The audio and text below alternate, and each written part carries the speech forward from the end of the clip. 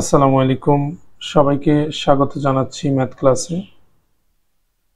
প্রথম যে প্রশ্ন আমরা দেখতে পাচ্ছি x⁻7/2 নিচে আছে x⁻5/2 ইন্টু √y³ আমরা জানি যে এমন যদি হয় x⁻m/x⁻n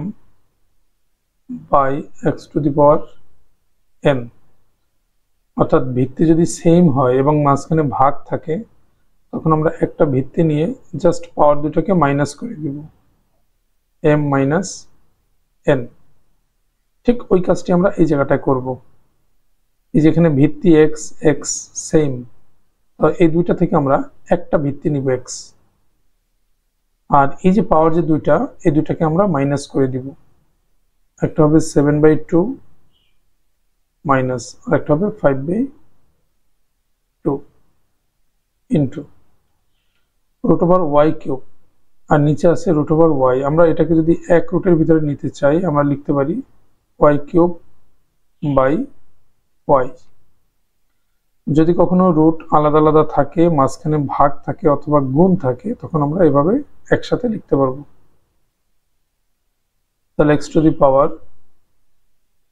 লসাগু 7 - 5 √y³ যদি কাটা যায় তাহলে থাকে y²। তাহলে x⁻7 থেকে 5 গেলে কত থাকবে? 2 থাকবে, নিচেও 2। এই রুট আর স্কোয়ার কাটা যায়, এটা একটা মনে রাখতে পারি আমরা, রুট আর স্কোয়ার কাটা যায়, তাহলে এখানে থাকবে y। 2 যদি কাটা যায় থাকে x⁻1 ইন্টু y, x⁻1 মানে x ইন্টু y। ওকে, তাহলে প্রশ্ন অ্যান্সার হবে x y।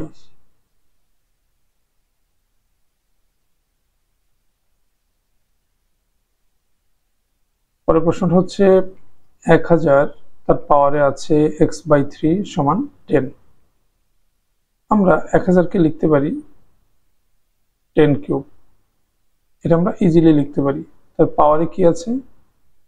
x/3, এটা পাওয়ারে আছে সমান 10। ওকে, আমরা জানি পাওয়ারের উপরে যদি পাওয়ার থাকে তাহলে গুণ আকারে লেখা যায়।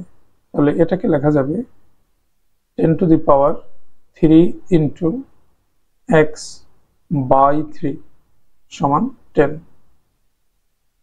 আমরা এটা কাটতে পারি, 3 কাটা যায়, থাকে 10 এর পাওয়ার x। এই 10কে আমরা লিখতে পারি 10 এর পাওয়ার একটা 1 আছে। তো দুই পাশে যদি ভিত্তি সেম থাকে, আমরা ভিত্তিটা বাদ দিতে পারি, 10 বাদ দিতে পারি, তাহলে x সমান হবে 1। এটাই হবে এই প্রশ্নের অ্যান্সার। পরের প্রশ্নটা হচ্ছে 2⁴x সমান 256, 5⁴x এর ভ্যালু কত? তো 2⁴x সমান দেওয়া আছে 256। এই 256কে আমরা লিখতে পারি 2⁸। যদি এটা আমাদের মাথায় কাজ না করে, আমরা জাস্ট 256কে এভাবে ভাগ প্রক্রিয়া ভাঙবো। 2 দিয়ে যায় 128, 2 দিয়ে 64, আবার 2 দিয়ে 32, 2 দিয়ে ভাগ দিলে 16, 8, 4, 2। 256কে আমরা যদি এভাবে ভাগ প্রক্রিয়ায় আগাই, তাহলে এখানে দেখতে পাচ্ছি আমরা 2 কয়বার আসছে? 8 বার আসছে। এ কারণে 256কে আমরা 2⁸ লিখতে পারবো। তো দুই পাশ থেকে আমরা 2টাকে বাদ দিয়ে দিই, 2টাকে যদি বাদ দিয়ে দিই, অর্থাৎ এই 2 বাদ, তাহলে থাকবে 4x সমান 8। তাহলে x সমান হবে 8/4, তার মানে 2। আমরা 2 ভ্যালু পেয়েছি, এটা হচ্ছে x এর। প্রশ্নে জানতে চেয়েছে 5⁴x এর ভ্যালু কত? 5⁴x, তাহলে 5⁴x এর ভ্যালু 2 বসাই। 5 এর স্কোয়ার কত? 25। তাহলে প্রশ্নের অ্যান্সার হবে 25। তো যে কোনো সংখ্যাকে আমরা যদি পাওয়ারে লিখতে চাই তাহলে এভাবে উৎপাদকে বিশ্লেষণ করে বুঝতে পারবো, যে কোনো সংখ্যাই থাকুক।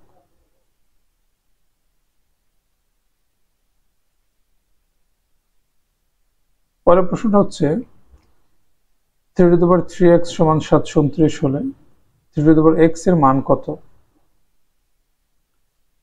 3^3x এটা দেওয়া আছে 729। এখানে যেহেতু 3 আছে, 3 দিয়েই 729 কে লেখা যাবে।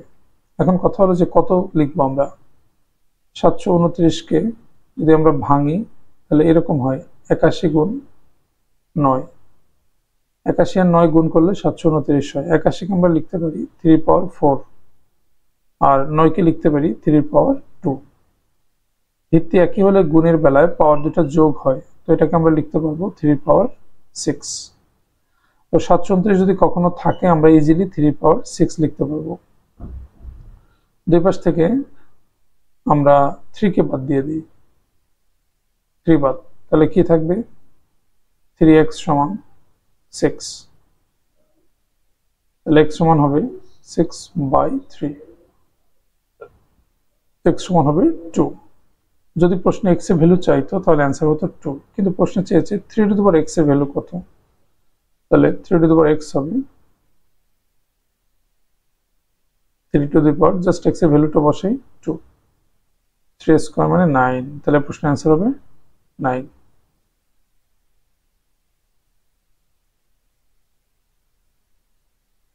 পরের প্রশ্নটা হচ্ছে 1/5^3y সমান 0.008 হলে 0.25y এর মান কত? আমরা এটা এভাবে করতে পারি, যেহেতু 1/5 আছে পাশে, আমরা এটাকে রেখে দিই 3y। 0.008 আমরা জানি দশমিক উঠে গেলে নিচে একটা 1 আসে আর ডান পাশে 3টা ডিজিট, এই কারণে 3টা শূন্য আসবে।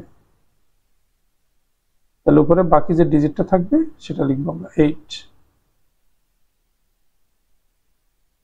1/5^3y সমান, আমরা 8 আর 1000 যদি কাটি কত হবে?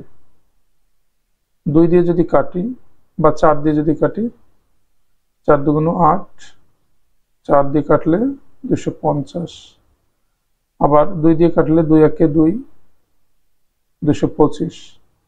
ওকে, জাস্ট আমরা কাটাকাটি করলাম, তাহলে উপরে 1 নিচে 225।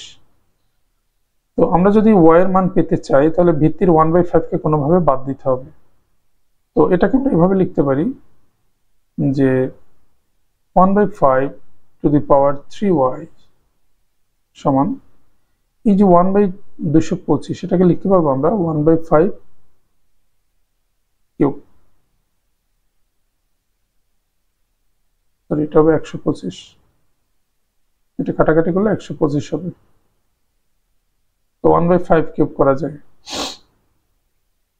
তো দুই পাশ থেকে আমরা এই 1/5 কে বাদ দিতে পারি, তাহলে কি থাকবে 3y সমান 3, y সমান হবে 1। প্রশ্ন বলেছে 0.25y এর ভ্যালু কত? তো 0.25y 0.251, that is 0.25 is the answer.